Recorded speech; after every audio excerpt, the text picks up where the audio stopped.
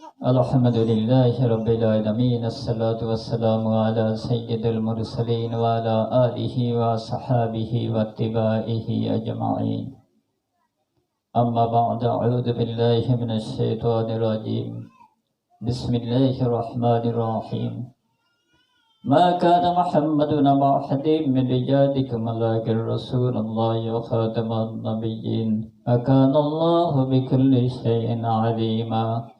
इन्नल्लाह मलाइकतहु युसल्लूना Alan नबी या अय्युहल्लज़ीना आमनू सल्लु अलैहि वसल्लिमू तस्लीमा। अल्लाहुम्मा सल्लि अला मौलाना मुहम्मद अला सय्यिदिना शफियाना मुहम्मद।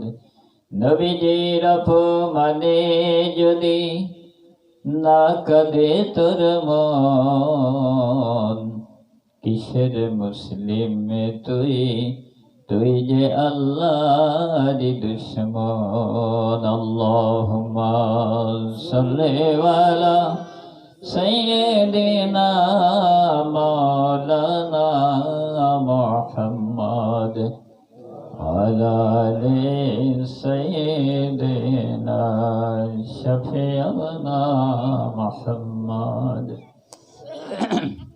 আলহামদুলিল্লাহ, পবিত্র জুমার দিনে মরহুম লুৎফর রহমান হালদারের রুহের মাগফিরাতের উদ্দেশ্যে যে মাহফিলের আয়োজন করা হয়েছে, আমরা নিশ্চয়ই সবাই কম বেশি অবগত হয়েছি যে তানার মাগফিরাতের উদ্দেশ্যেই এই দিনে জলসা ওয়াজের মাহফিল এর আয়োজন করা হয়েছে। একমাত্র কোরআন হাদিসের কথার বেসিসে যদি কোনো মানুষ একটা আয়াত শুনে সেই অনুযায়ী যদি কেউ আমল করে, ততটুকু আমলের ওসিলায়ও আল্লাহ পাক তার কবরের সদকায়ে জারিয়া হিসাবে আল্লাহ পাক দান করতে পারেন।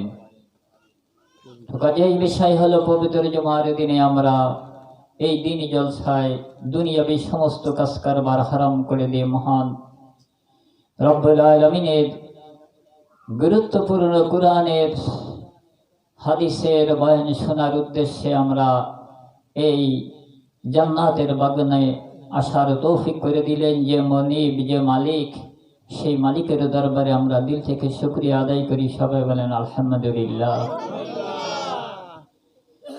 মানবতার দু জাহানের সরদার আমাদের প্রিয় নবী জনাবে মুহাম্মদ রাসূলুল্লাহ সাল্লাল্লাহু আলাইহি ওয়াসাল্লামকে আমরা সালাম পাঠিয়েছি।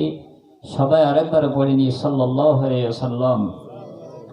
সময় স্বল্পতার কারণে আমি একটা আয়াত নিয়ে আসছিলাম। সে আয়াতটা হচ্ছে সূরা তাওবার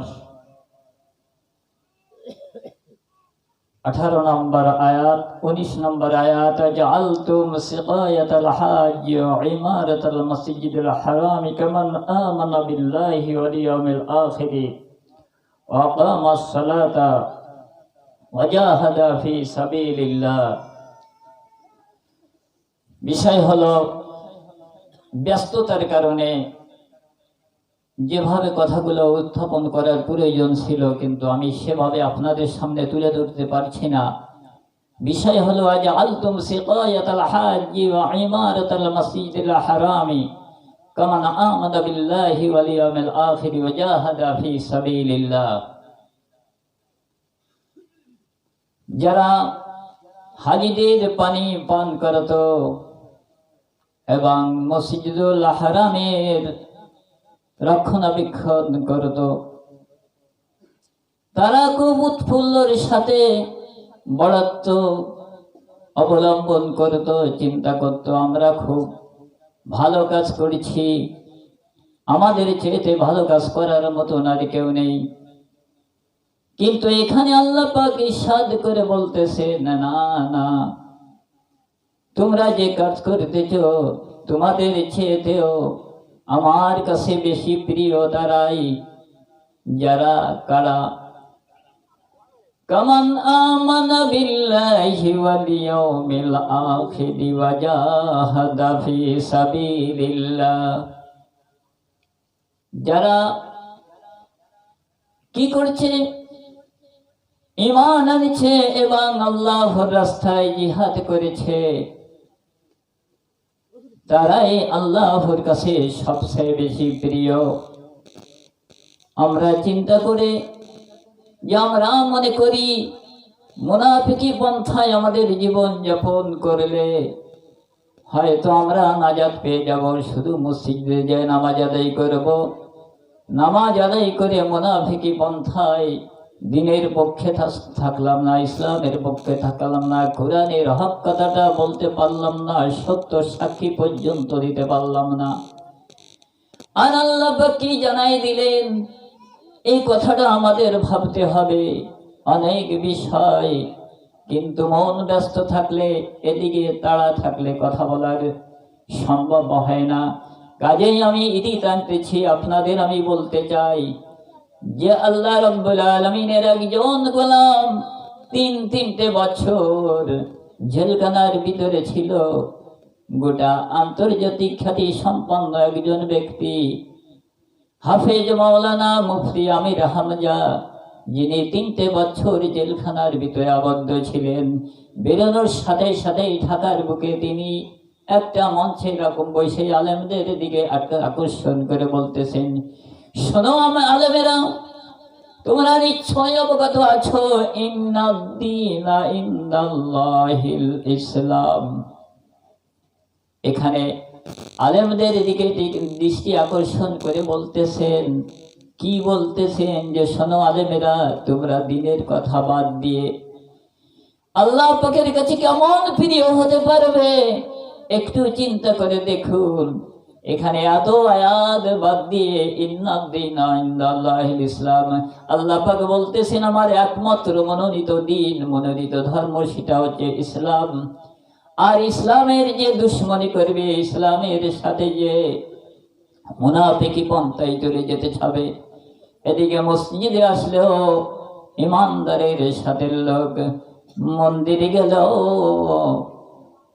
সেই সাথের লোক। এইরকম পন্থায় যদি মানুষ চলতে চায়, একজন ব্যক্তির কথা কি বলবো, আসলে নাম নেওয়ার কোনো প্রয়োজন মনে করি না। বিষয় হলো আমরা নিশ্চয় জানি আমরা কে কেমন ইমানদার, কি নিয়ে আল্লাহর কাছে যাব। এতক্ষণ পর্যন্ত মাওলানা হালিম সাহেব যে কথা আপনাদের বলছে, পরকালের কথা, মা বাপের কথা বলছে, অসহায় অবস্থায় থাকলে কি পরিণতি হবে, কবরে গেলে কি পরিণতি হবে, কি নিয়ে আমরা যাব, এটা আমরা নিশ্চয়ই কম বেশি অবগত। এরপরেও দুনিয়ার সাথে এত সম্পর্ক আমাদের হয়ে গেছে, যাতে করে আমাদের রব আমাদেরকে সৃষ্টি করে একমাত্র আল্লাহ রাব্বুল আলামিনের ইবাদতের জন্য আমাদেরকে সৃষ্টি করা হয়েছে। এই কথা জানা সত্ত্বেও আমরা দুনিয়ার প্রতি এত মায়া মমতায় জড়িয়ে গেছি, শুধুমাত্র আল্লাহকে ভুলে যে, আল্লাহ রসুলকে ভুলে যে, দিনকে ভুলে যে আমরা মুনাফিকি পন্থায় যে কি করে আমরা আল্লাহর প্রিয় বান্দা হতে পারবো। কাজে আমার প্রিয় দিন দরদি মুসলমান ভাইরা, ইমানকে মজবুত করুন, খাঁটি ইমান নিয়ে কবর যার তৌফিক আল্লাহ পাক আমাদের সবাইকে দান করুন। আখিরি দাওয়ানা আনিল হামদুলিল্লাহি রাব্বিল আলামিন। আলহামদুলিল্লাহ।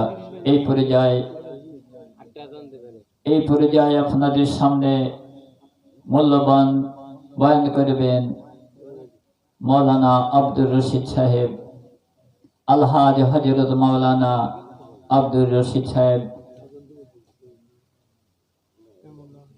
তানার মূল্যবান বয়ান করার জন্য সবিনয় অনুরোধ করছি।